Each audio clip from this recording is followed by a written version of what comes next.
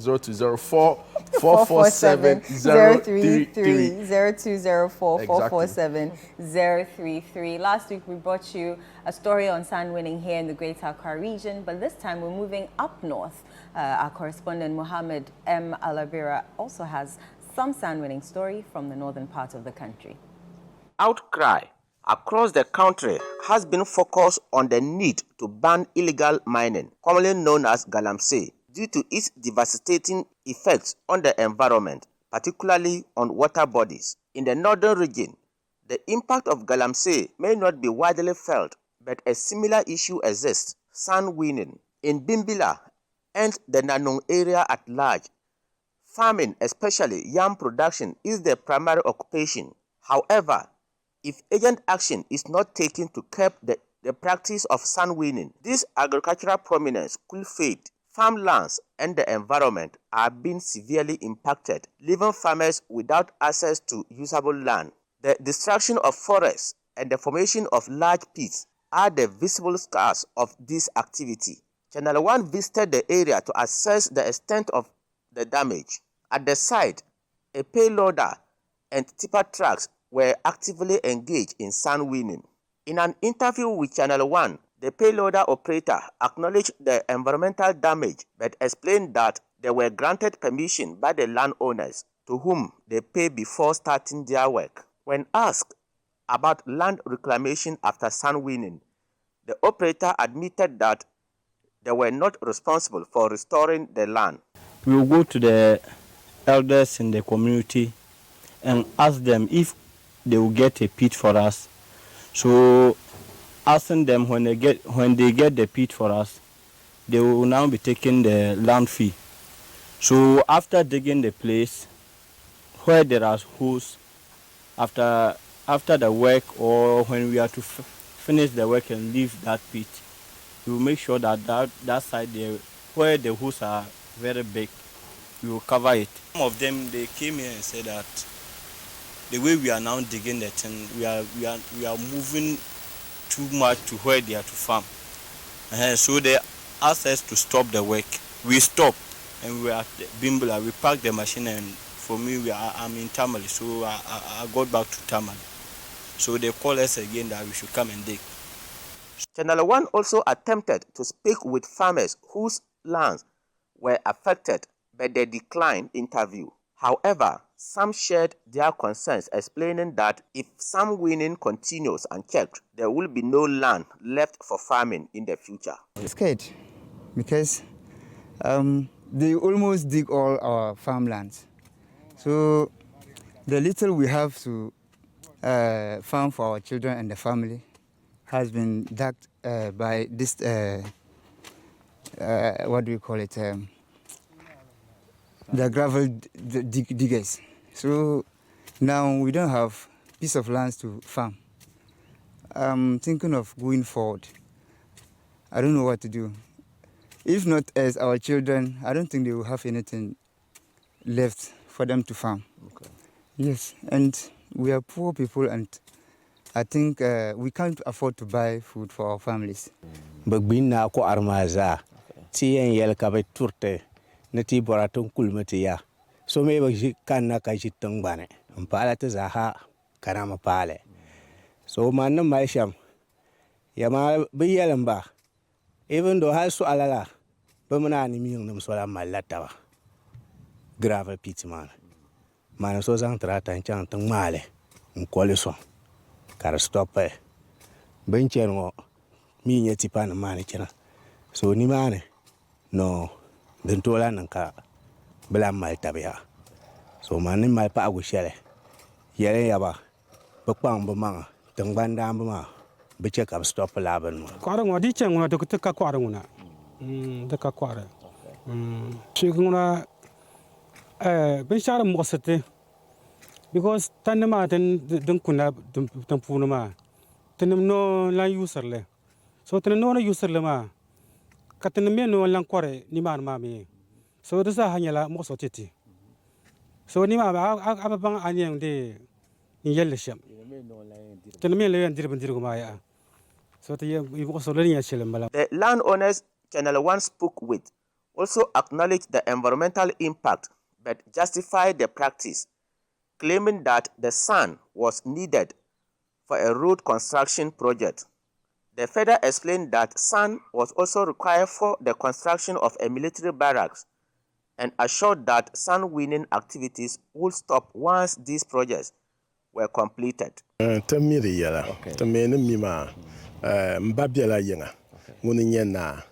So ka contractor shabanya male Bimbilla to bang the yellow road ma kabra kana te pago ne buborla tangban na de big male panama kabra kana ka tangma shell polo ora che kan chanto wuba lu shell banyan de banyan pi to rin nyanga ban kul be zungo currently ka birwo ma so je balan shell banyan nan kabule ma to ban dalan kana na balance ma ba mela durma ka yan file durma ba mema so kala kana nta sui nta tamir zo ne ban biani ma ni birla na dalit shalamba. Landowners appealed to farmers to be patient, urging that the road construction will ultimately benefit them. Tanti shel nyala man ndapun yelle lu shel yam male shel polo yan samme anya kapal no na ma no ma den chant affect sheba do me den bir ngoma so ko ana karyan bin kanat de be so no korshele karyan binat zande mal palma karpalle bandol ma fen yala ama kale ti sheba to tinyala so lokat bal na pupar ma zan chant min ba polo pa bin ko anyele. In response to the devastating, some farmers have resorted to cutting wood as the forests are already being destroyed. Without immediate action to halt the environmental degradation, farmers will be the hardest hit.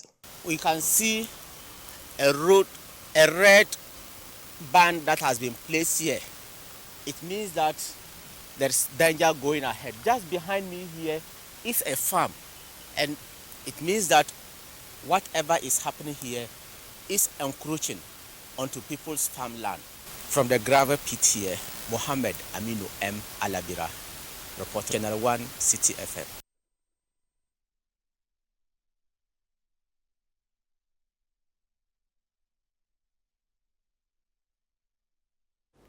All right, welcome back to Breakfast, Sunday Breakfast right here on ChannelOne TV. We just on our screens a report, a really sad report by our colleague Alabira on the level of devastation, really sand winning in the area, and he's joined us via the phone lines. But just before we engage him, via Zoom, sorry, just before we engage him, just a quick reminder of what we've also been discussing on the show. Just send us your views on what you make of the positioning on ballot papers, whether it has an effect on the electoral process or it's just for aesthetics or whatever reason you might want to believe in. 0204 447 033 0204 447 033. Alabira, good morning and welcome to Sunday Breakfast. Good morning, boss. How are you doing? Alhamdulillah, I am doing very well. Wow, it's been a while. It's been a while, and it's really great. Yes. It's really great to have you on Sunday Breakfast. Except that what's not so great is the conditioning, the conditions at your end, right? You talk about the devastating nature of sand winning activities happening there. Can you give us an overview, really, on how severe this activity of sand winning is at your end? Yeah, thank you so much. Yes, actually, the cause of the devastation, several factors accounted for that. One, the road to communities, if you remember, we did stories about Bang the Yellow Kuku, the witches camp where people travel. So that road is under construction. And the contractors on the road, they actually earmarked some place to dig the gravel, and they met with the landowners who gave them the permission to do that. So after digging it, they just left the place open. They have not covered the piece over there. And also here in northern region here, specifically on the eastern corridor, houses that we built, we actually use the gravel to mold blocks. So there is high demand for gravel here. It's just those who are wealthy, they use sea sand to mold their blocks and things. So because of that, there is high demand for gravel here. So that is another factor. And then the third one is just that currently the government is constructing a military post barracks in Bimbilla here for the Eastern Corridor, and they have put up houses or rooms for them. Now they want to fill it with gravel on the ground before, and then the wall too. So all these things are counted for that, and the contractor working on the site actually met with the landowners demanding gravel to use for those things. So when we spoke to the landowners, they actually attested to the fact that yes, it is the contractor currently working at the barracks who is demanding the gravel. That is why they have gone back to the place. And again, boss, this time farming is commercial. Unlike in the past where maybe people used to farm just for their family and things. Now people farm for commercial purposes. And one person maybe could farm about 10 or more people who could have used that. Now it's one person. So people now demand large hectares of land to, farm. So that is another challenge. And this is bringing some dispute between the contractors and then the farmers right now. So that is why. And actually, the gravel pit, if you go there to see it, is actually in a very bad state, if I may say. Have you been able to reach out to the contractor? And what are their what reasons are they giving for their taking of the sand, right, and the gravels that you mentioned early on? Yes, the contractor, actually, I have spoken with them. They say they want to fill the place. Even last year or two, if you remember, I did a report on how water has taken over those lands, the road over there. So because of that, this year, because of the construction, this year the water hasn't been able to cross. So the contractor tells me that he wants to use those sand to fill for the construction of the road. And the contractor at the military barracks also says he just wanted to fill the rooms for now. So that is what. But let me actually add that it is not because of this. Like I said earlier, because of the high demand for gravel, that is what is actually also causing it. Because payloaders, operators, and people who own tipper trucks here, they actually go there to fetch and then come to sell to people. And one interesting thing that I tried to find out from them, and I was very shocked. They tell me that they give 20 cedis to the landowners. The payloader, if he loses, he will take 200 cedis from the the tipper truck that will come. 200 cedis, and out of the 200 cedis, he will pay 20 cedis to the landowner. And to the landowner, and when they bring it to town to sell, it is sold at 900 cedis per truck. So they are clearly ripping off the landowners. Seriously. But, and I don't know whether the landowners they are aware of. And if you see the kind of distraction, Masa, is bad. It's interesting. Farmers now complain that farmers just by it there was farm. People over there, farmers were there. And another sad thing is that authorities declined to comment on this. Actually, before this discussion, I actually called the MCE to see if he could make a comment on this. He declined. He declined. Wow. Saying because the people involved, but here we are all one people. So if he wants to talk, they will say he's supporting this or that. So this thing was that if there is, an authority or order from above, that on that he can stand on that to do whatever. But as it is now, his hands are tied. He cannot do anything. Yes. But just talk to us about. Then the assemblyman too, he also declined to talk based on the same reasons. So the authorities are refusing to comment on this. Clearly. Yes. Interesting. Yes. Let's talk a little about the distraction to farmlands in the area. What kind of crops are grown on these farms that have been destroyed, and create a picture of the extent of destruction of these farmlands as a result of the sun-winning activities in Bimbilla? Yes, the kind of crops, the main crops that farmers here farm is yam. You know, Nanumba North is seen as this north of yam. That is where yams come from. So Bimbilla here, whatever there is yam. So farmers now have difficulty in getting land to farm their yam. And then cassava, because in their houses we use that. And then maize for the family. And then the commercial one, soya beans, is another thing that farmers farm here. So these are the things that usually farmers are now struggling to get land to cultivate. They have no access to land. Even where we were, there was yam all around the pit were yam farms that farmers were struggling to get. So as it is now, going maybe in the next 2 or 1 year, 1 or 2 years, seriously, the name Nanumba North for yam will be something different again, because there will not be land for farmers to farm yam again. But are the police aware of this activity of sun winning going on, the indiscriminate nature of the sun winning activities going on?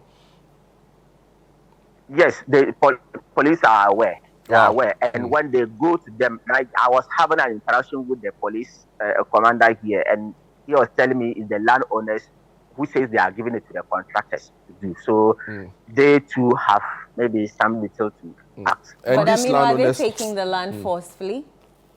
Would you say they are taking the land forcefully? No, it's the from the farmers. Maybe yes, the land. Yeah, the landowners are taking it forcibly from them, because they are not being compensated for whatever crop is destroyed. Yeah, for whatever crop is destroyed on their farms. All right. Yes, hold to the on. farm or to the farmers, Let's they are speak taking to, it. Yes. Adam Faizu. He's a farmer in the Bimbilla area. Thanks for joining us on Sunday Breakfast, Adam Faizu. Okay. Thank you too, my dear. Thank you. Adam, tell us, what do you grow on your farm? And what's the level of devastation to the crops and to your own livelihood? There are so many crops to me. And my farm, I grew yam, cassava, maize, let me just say the tuber crops as well as cereals in the farms. That is what I grew personally. Even within our locality, most of the things we grew is the tuber crops, especially yams, cassava, and then maize. And unlike today, when we used to be in a subsistence farming system, today we farm for commercial basis. And because of the invention of new technology, we needed much land in order to farm, in order just to merit what commercial purposes. That is to say, now we needed much land to farm in order to merit that commercial purposes. And because of this sun winning, it affects us much, because once we are one people within that locality, when a particular site is being weaned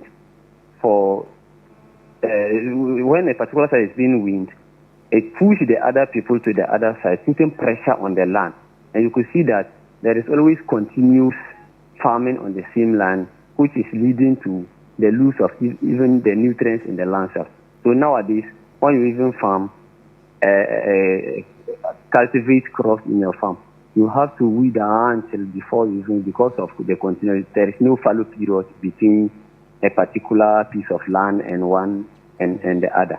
So, and to me, what I am saying is this: though we have landowners, even when we go back in the olden days, the garden land tenure system, we have landowners and then the individuals who use the lands. So we are saying that the activity that is going on it, we are afraid of it going forward, because we don't know in the near future what is going to happen. Once they are on the other piece of land, maybe going forward, it will still extend to the other side of our farmland. So once there is pressure today, more pressure will even come tomorrow. So we are saying that individuals and then authorities should listen to us. And then this idea of sand winning should not affect the livelihood of the community, because today, when it is here, tomorrow it will be in the other piece of land. Have you reported this to any person in authority, the DCE, the assembly member? What have they been saying if you have? Exactly. Assembly members as well as DCs have talked on this matter for quite a long now, but yet we haven't seen any change. You're getting that? Yeah. For the fear that, or the fact that we are all one. When he says something today, tomorrow it goes against him. So we are rather saying, fine, since we are one and they have nothing to do about it, at least they should rather come into consensus with the landowners, that is those people involved, so that they will also consider the harm it is causing on the livelihood, that is to say, the farmers, so that it won't go. There are other lands, maybe somewhere or even closer, that are not of use. What I say of not use is that it's not meant for farming purposes. There are lands like that. Those places can be used for the sand winning.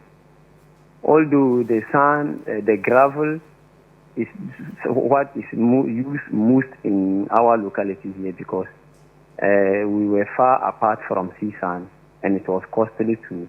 I know in the north, life in the north too is also different from south.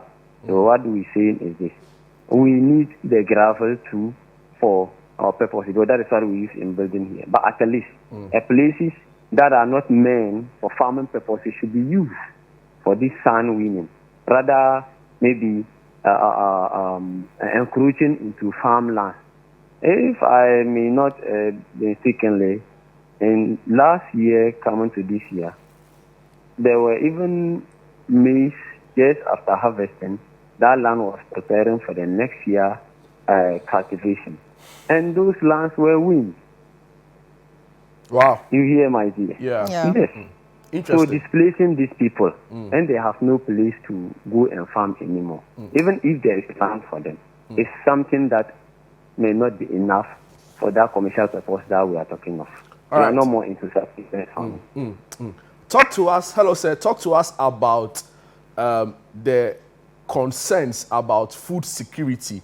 Now that we are hearing that they are destroying the farmlands, particularly crops and yam farms in the area, because you understand that there's also a drought crisis, right, in the north. So how much does this destruction, or to what extent, sorry, does this destruction of the farmlands affect the food security concerns or challenges in the Bimbilla area or the Nanumba North district? Fine. My boss, with regards to this challenge, there are a lot of effects that we can talk of. Although when we're talking of the drought, that was a natural phenomenon, fine. But with this, today, when you come to Bimbilla, you know, when you go around the whole country, Ghana, Bimbilla is noticed as the most, the largest producing of yam in the whole country. That is certainly a number lands. That is it. But then, because of these activities, and there are no more enough lands for farmers to use in order to cultivate yams and other tubers. You could see today, even in Bimbilla Township, when you come and pick a yam, just a piece of yam to buy, in the olden days or even some previous years back, a yam, maybe 3, 4, you could get it at 10 cedis. Today, you go to market and just pick some 3 tubers of yam. Then when they tell you the price, you run away. And even we, the indigenous self, because I said earlier on that the nutrients in the soil is no more supporting the growth of the yam because of the continuous cultivation on the land. When we cultivate it, we don't even, it doesn't even yield as much as it used to be. You're getting that? Yeah. And even when it comes to the size of the yams, maybe it being long or bigger. No, these things we don't get it. All right. Because there is continuous cultivation on the land. All right. Thank you so much for your time. We are grateful that you could spare some time to come talk to us about some of the challenges you are facing in the area. But Alabira, finally, before you go, just talk to us briefly about the severity of the drought situation in the north, because we understand that government is committing huge sums of money to try and address this challenge. And now we're also hearing stories about the destruction of farmland. So a story on citynewsroom.com, government allocates 8 billion Ghana cedis to tackle drought in northern Ghana. And just when we are trying to figure this out, we are also destroying farmlands. Just briefly talk to us about the drought situation in the northern region right now before we go. Thank you very much. For the past 2 weeks or so, the rains have started coming, and currently I would say we are in the rainy season proper. And farmers whose crops were earlier destroyed, like the maize farm that the farm and the earlier destroyed, have now replanted again. Okay. And currently, if you go around, you will see that there are crops coming up, and the yams too. When previously, if you saw somebody's farm, you would think that no, this farm, no, it won't do well. But this time, currently, it's doing well. See that life is coming back. Yeah, life is actually coming back. Thank you so much, Wow. Mohammed. So currently now the drought is gone. It's gone. Thank you so much, Mohammed Aminu Alabira. Thank you so much. Well, that was our discussion on the drought happening in Bimbilla. Sand winning happening in Bimbilla. And he just touched on the drought issue there, saying that it is gradually coming to an end with the onset of the rains. We're going on a break now, but when we come back, we have nutrition, and you do not want to miss that. And remember, we're asking whether the positioning on the ballot paper affects a party's chances, and you can send in your thoughts on that particular message, as well as any other thing you'd want to share with us, to the number 0204 447 033. We'll be right back.